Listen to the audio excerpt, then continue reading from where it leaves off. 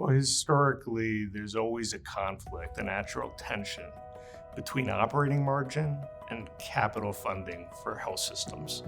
We run with historically low operating margins and we have infinite needs on capital. It's a very high cost, intense capital world for us. And so the ability to fully fund capital is limited. You usually leave things on the table. You have a large inventory of high cost, usually focused appropriately so on the quality of care delivery for the community. What's going to get left aside? What gets left aside typically is those back office initiatives that may have multi-year returns, right? But we can't fully fund those things, particularly when they're innovative, when it's new technology. And so we had an inventory of things that we knew were opportunities, but we would only be able to pick off 2 out of 20. So in being able to invest fully in the technology was constrained. 2 was bandwidth.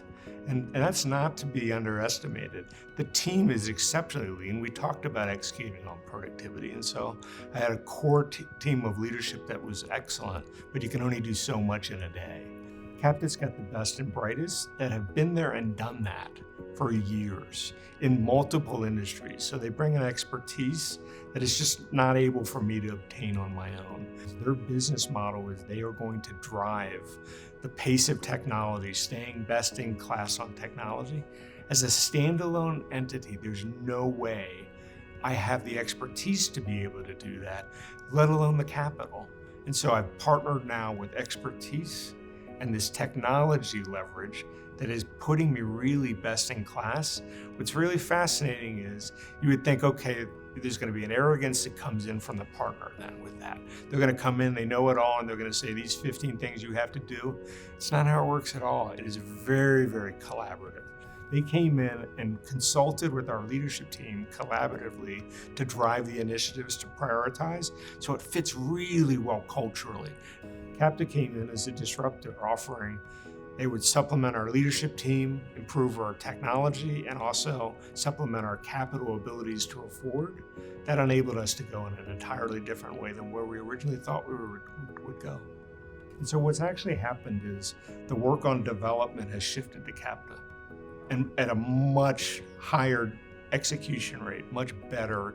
And my team has now been able to lean in more to the front office side, front facing with the patients, with the consumer, which is, as we talked about at the front end, also growing in importance. So as a best practice organization and revenue cycle, we knew we were good, but we had locked in an inefficiency that totaled 4% of net operating revenue as a best in class. So what does that mean for us in reality? That 4% is more dollars now available, but it's increased my ability to afford more capital.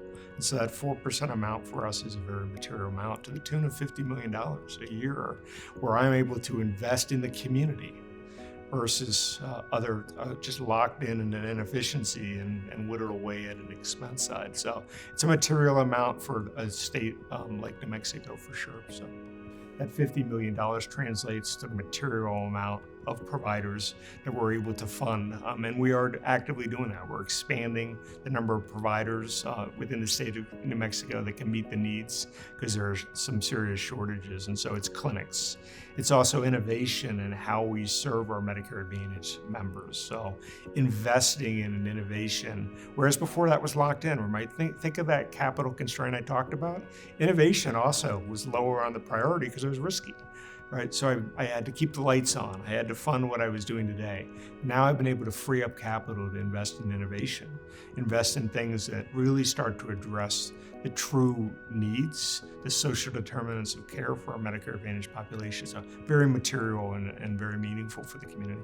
It took me 30 years to figure out our business model does not support innovation. You have to find partners.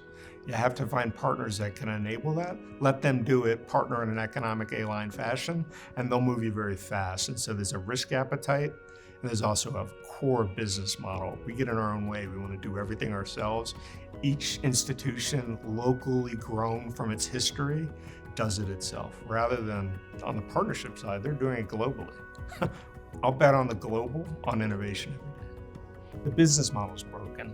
The health system's desire to control was valiant, right? We don't want to send any dollars to a vendor that we could do ourselves. It's naive, is the reality. One, you never get to the full opportunity, the full realization. You have this inventory of lists that continues to grow. And two, partnership is an extension of staff. That's the change. That's the difference in the business model. Capta comes in a disruptive model, offers leadership talent and technology that enabled me to retain my staff, not have reductions in staff, and deliver a 4% lift in operating margin. The typical model in health systems is it's an all or nothing game. You either do it all yourselves or you outsource the whole thing. This one's not. It's an in-between. It's an extension of staff, an increased capability, and I'm better for it. And so what Capta offers is challenge us to cross the functions to truly get to the better performance and the better delivery of care to the community. It's really a powerful equation. There's more opportunities to partner to really leverage and improve. And I think we do a disservice to our communities by not engaging in a new business model. And that really was the lesson learned for us with Capta. We knew that we were after revenue cycle lift. It was very functional. What we found was, no, there's a bigger message on partnership. It's a partnership that incorporates expertise and ability to say best in class in technology and supplements capital. It's a perfect match.